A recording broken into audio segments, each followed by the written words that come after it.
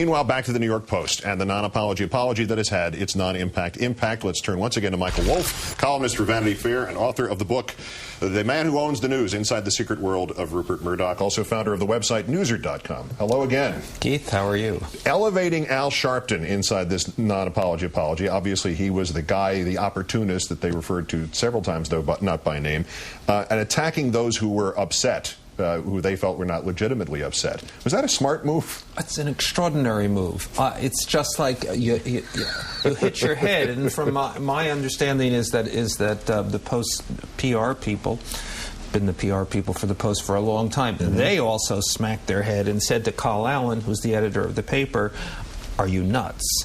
And Carl, who's an incredibly angry guy, a guy who throws things, you know, a guy who smacks his in my book I recount a scene where he smacks his fist down and his cufflinks break apart. You know, he said we're doing it this way and we're going after Sharpton. Now Sharpton was just one of rather a large group of people who yesterday said, hey, wait a minute, there's something wrong with this.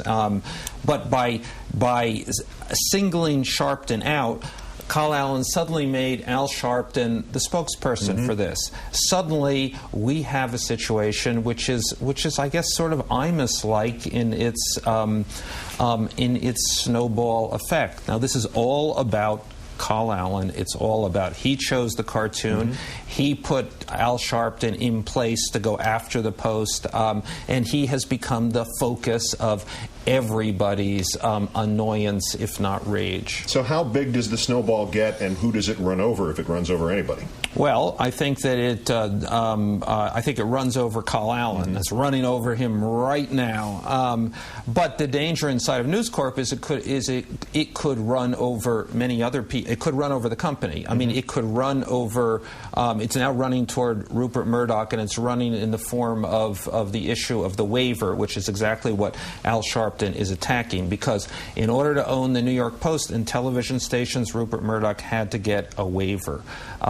So the Sharpton people and the full range of people protesting this are going at Rupert Murdoch's weakest spot, this waiver, and they are going at it at a moment in time. Let's remember, we have this cartoon which portrays the president, the black president, as a monkey. Not to mention, there's also a governor who's black. Yes.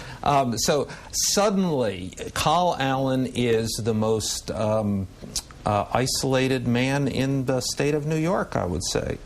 So is this the sort of thing where Murdoch might break precedent and follow up this sort of tepid fists up apology with an intervention of his own? It would be breaking precedent. I mean, the thing that Rupert Murdoch never, ever, ever does is acknowledge public pressure, acknowledge that there are other people beyond News Corp, the sovereign state of News Corp.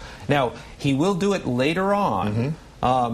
There was, I think there was another cartoon once upon a time after JFK Jr.